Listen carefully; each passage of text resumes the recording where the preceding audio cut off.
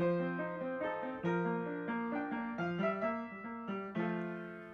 is your CSM basics video. Your new Dean and Bean machine has arrived. You've watched one of the videos on how to cast on either with or without a setup bonnet, and now you're ready to start testing out a few other features of the machine and really learn how it knits. So here I have cranked several rows of waste yarn, and I am ready to switch over to my project yarn.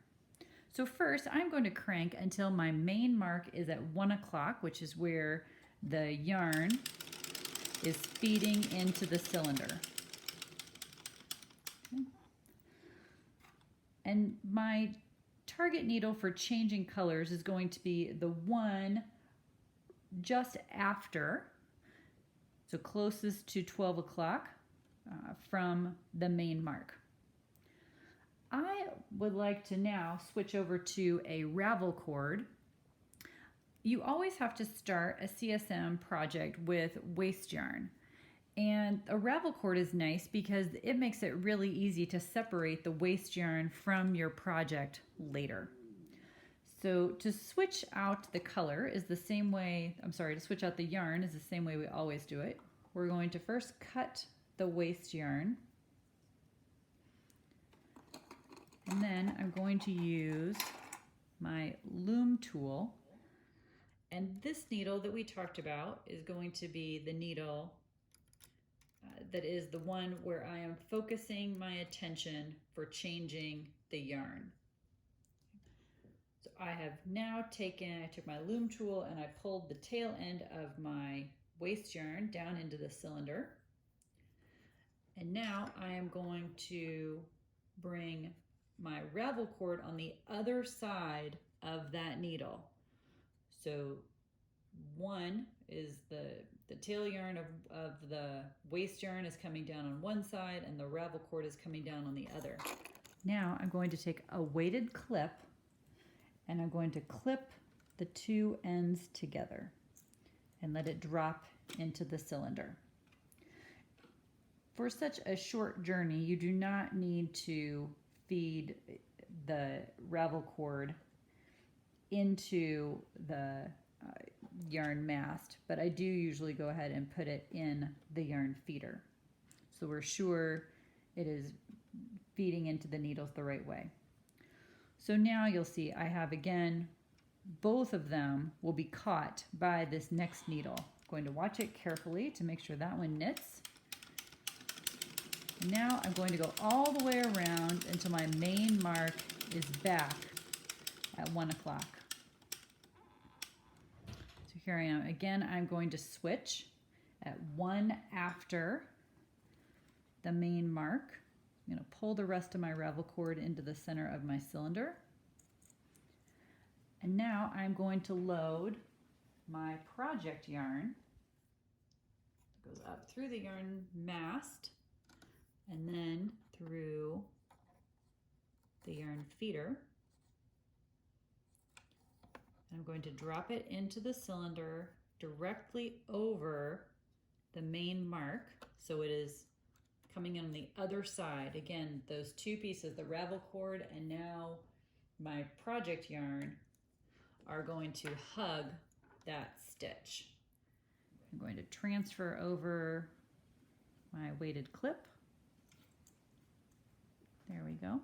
And now I'm ready to crank a few rows. However, I'm going to turn on my row counter by pressing the button on the left, and then I'm going to reset it by holding down the button on the right until it's back at 0. Now I can begin cranking.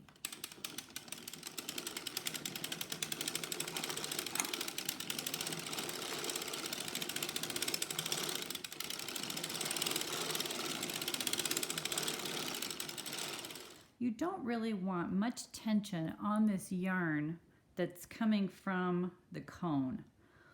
So I kind of get in the habit of pulling it out and then cranking to let it come back and then pulling again.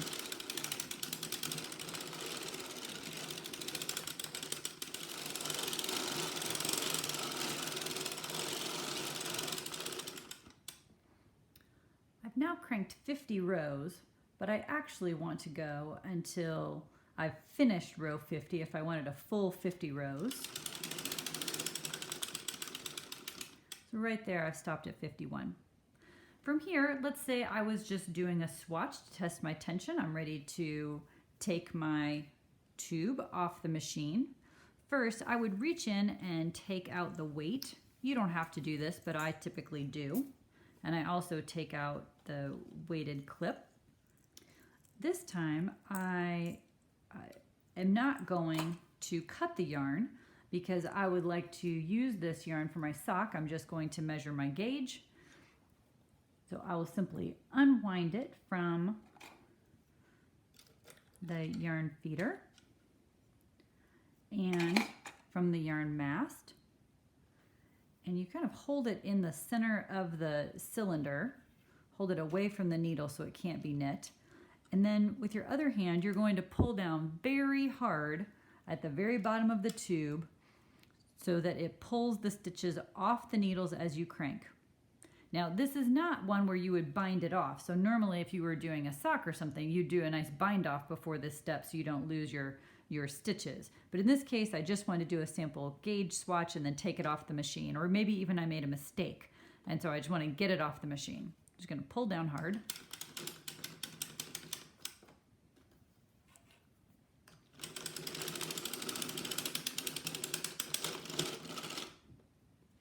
And I can pull my project up from the center.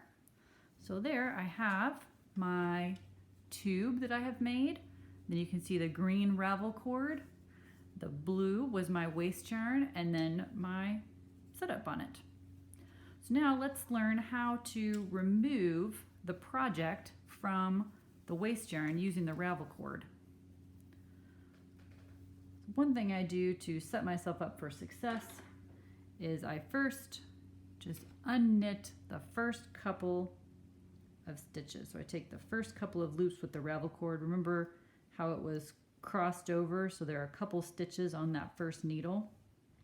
I don't want those first couple of stitches to get caught around each other and then not be able to move. There we go, now it's started. So from here, I just get a good grip on the end of the ravel cord and pull. Oops. And it comes all the way out, and then I have my two separate pieces. So I have my tube that I made, just like that, completely separate from my waste yarn thanks to my ravel cord. And then, which normally I would not have done right on top of my machine where it could get caught in the needles. And then I have my waste yarn and my setup bonnet, and either one I could then use my yarn winder and just wind it to pull it back off of here, or wind it right back onto my cone, the red yarn, so that I will be able to knit this yarn again. So that's your very first little test with your cast on, some waste yarn, a ravel cord, using your row counter to knit a little 50 row swatch, taking it back off the machine without cutting it, and removing the ravel cord, winding it back up.